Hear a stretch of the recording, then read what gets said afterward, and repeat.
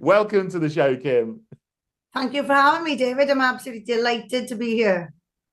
It's great to have you on. And I've known you for a few years. And the first time I met you, I think was in Cardiff, or I actually maybe Yes. met you before then. But I came to join you in Cardiff when you were protesting outside the Senedd there because of what the Welsh government was doing in schools in Wales. And you've been fighting the move to bring in RSE.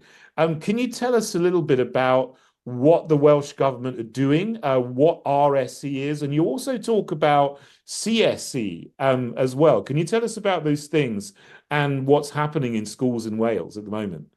Yeah, so it's not just Wales, David, it's all across the UK. So all across the UK, all governments have adopted a sex education called CSE, as you said, Comprehensive Sexuality Education. It's a different name, it's rebranded in different countries, RSE here in Wales, SRE, I believe, in England, and RSHE in Scotland.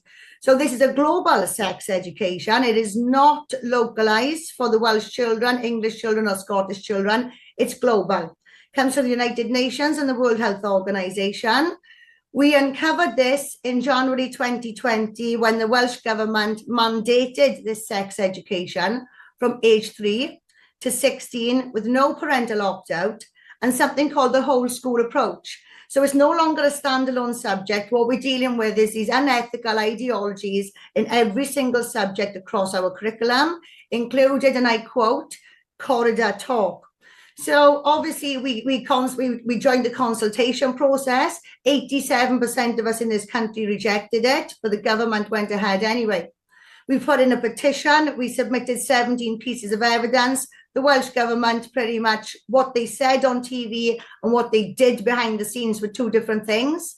They said they were going to put a watch and brief, but they published an article that evening saying it was misinformation, even though there was 17 pieces of evidence. So I took all 17 pieces of those evidence into the court. We secured the judicial review. We lost that judicial review on one thing, and that's parental rights. So everybody in the UK needs to be aware that the Welsh government lawyers use case law from across Europe to argue parents' rights do not exist. We only have parental responsibility.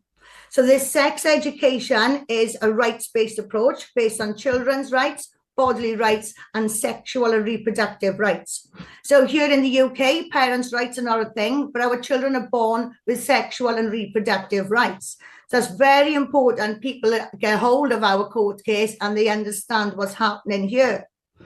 So as I said, we lost the court case based on the parental rights. However, we did prove beyond reasonable doubt that this was a global sex education. We are not promoting misinformation, and it's in actual fact the Welsh government who are promoting misinformation.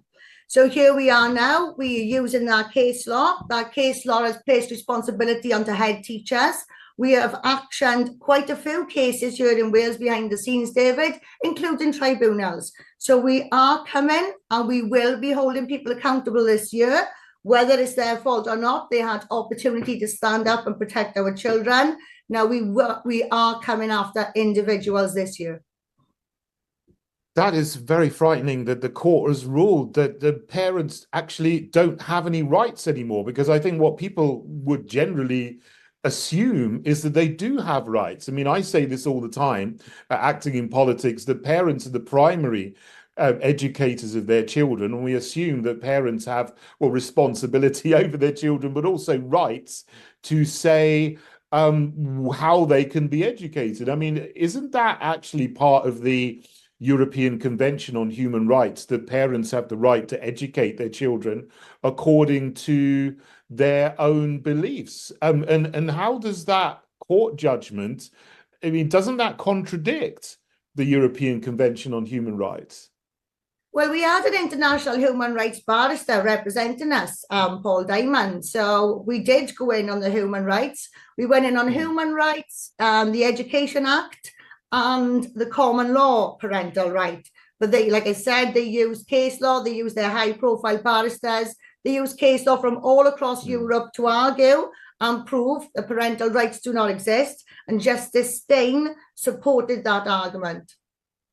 Well, I mean, that to me is doubly shocking. Number one, for the ruling itself, but also for the fact that they've used case law from Europe, from other countries. I guess this comes from the European Court of Justice, or so is that where the case law comes from?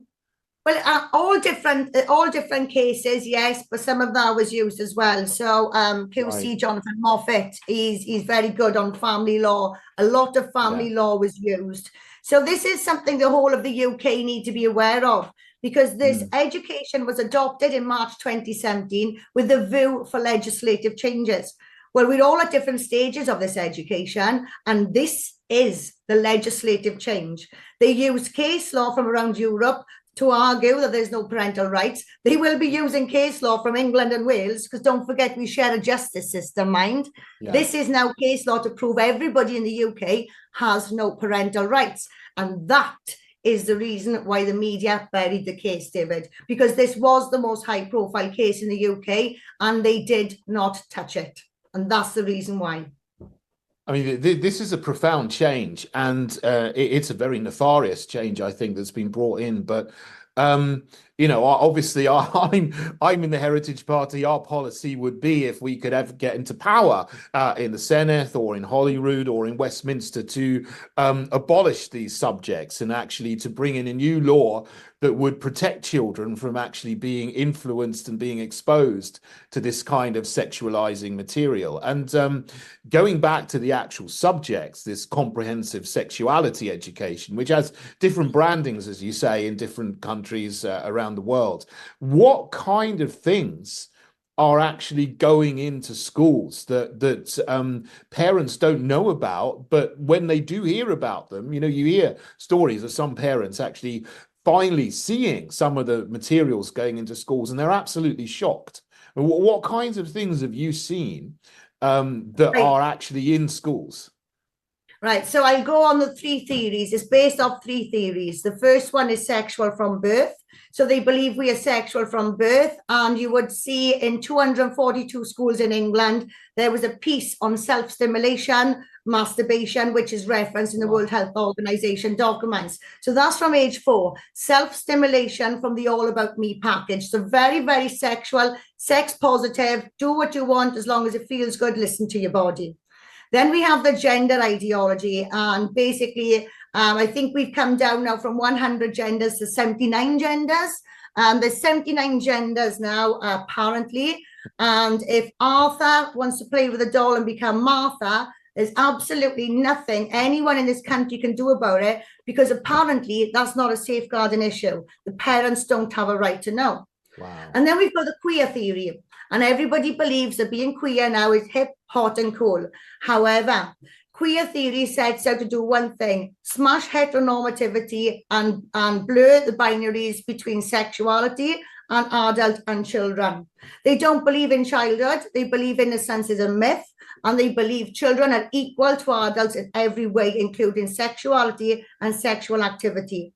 So those are the three theories people need to look into: sexual from birth, gender ideology, and the queer theory. So being queer is not a cool term used. Please read up queer theory, and please read into the queer theorists. They do not believe in childhood innocence. They don't believe childhood is a thing. So that's basically what we're dealing with here, David. This is absolutely abhorrent. It's beyond, you know, my imagination that how anyone would want to actually bring these things into schools and actually bring these things before children and sexualize them. And, you know, I use this word sexualizing, and I'm accused often of this being too strong a word, and this isn't happening, but it is. It is happening. Absolutely, it's happening. And it's dangerous, David. It's dangerous. When you've got people, academics, writing reports claiming that childhood isn't a thing, innocence isn't a thing, you have to wonder where these people came from if they did not experience that. Or if they are looking at children and not seeing that. You've got to really wonder where these people come from. I have a criminological background. I specialize in child sex abuse. I do a lot of work on paedophiles, trying to understand the mind of a perpetrator. And I'm very sorry, but I can't see these academics in an innocent light. If they have never experienced, if they believe childhood doesn't exist and they don't believe in innocence, where do they actually come from? What life did they actually lead, you know? Who knows? I mean, but I mean, this almost blows my mind, you know, thinking that people could think like this because it's so far away from where I am and what would ever cross my mind if I didn't come up with it, if someone else didn't come up with it. But this is what is being mainstreamed in academic institutions, and then it's filtering down to the school. So it isn't something that is far away from you or me or parents or people watching the show. This is maybe going on in their towns, in your town or in the neighboring town, because you've got teachers who have been to university, they've been exposed to people who have these ideologies, and then they accept them themselves, and they go into schools thinking, well, there's no such thing as children are sexual from birth, and they treat them as such, and they actually think that they're doing a good thing by sexualizing them. They're so twisted and so warped. You know, how can we get the message out to parents that this is happening, and how can we fight against this? Well, unfortunately, David, our campaign was a preventative campaign. Now it's damage limitation. For a lot of people, they're only going to wake up after there's damage done. And the worst part of this is the children are in the crossfire, you know. So a lot of people are not going to wake up to it until something actually happens. But to the people that's kind of understanding there's something going on, they're not confident to do anything about it, they don't know where to look for stuff, well, that's where we come in, David. We are in the process of setting up advocacy training, which is going to run every week from the Easter holidays right the way through the summer term. We're empowering individuals how to stand up for themselves, how to exercise their remaining rights, how to exercise their parental responsibility, and how to actually argue this stuff, get the evidence, build cases. Because don't forget, children get legal aid as well, and gender critical beliefs are also protected by law. But a lot of professionals out there don't understand this. So it's just a case of empowering the person at the bottom, you know. Everybody on the ground needs to be empowered. When they can stand up for themselves, they will stand up for somebody else. As an organization, we are going through the process. We've decided we want to become the rivals, the official rivals to local authority and government. And we are in the process of registering in different governing bodies with Companies House. We are becoming official, David. We are serious and we are going nowhere. You know, we're starting at the bottom and we're going straight for the people at the top. Absolutely. You're doing a wonderful job, Kim, you and everyone in PCP Wales. You know, I know you've been fighting this when it was hard to fight, and you stuck your head out and you said, we're not having this. This is wrong. This is wicked. We're not having this. We're going to stand against it. And, you know, many other people are doing this along with you as well. We don't have very long left. We've got about a minute and a half. Just before we go, tell people where we can find out more about what you're doing and where people can sign up to your courses. So just join our website, guys, www.publicchildprotectionwales.org. Subscribe to the website. We will not bombard you with emails, but please regularly check your spam. We will be sending out marketing campaigns informing you all about this advocacy training. It will be tailored for England and Scotland as well. So we've got Dr. Anna Loutfield is going to oversee the England one to make sure we've got it right. And obviously we need to reach out to somebody in Scotland. So subscribe to our website, www.publicchildprotectionwales.org. Follow us, guys, get involved. Anything you need, we will provide it. We have just formed a coalition of 17 parent groups. So please get involved. If you see these groups on Facebook, it doesn't matter what these groups are called, they are more than likely part of the coalition anyway. So let's all get involved. Fantastic. Let's get informed. Thank you. Thank you so much, Kim. It's been really great to have you on the show. You are fighting the good fight. Please join us again tomorrow on Today's News Talk, TNT.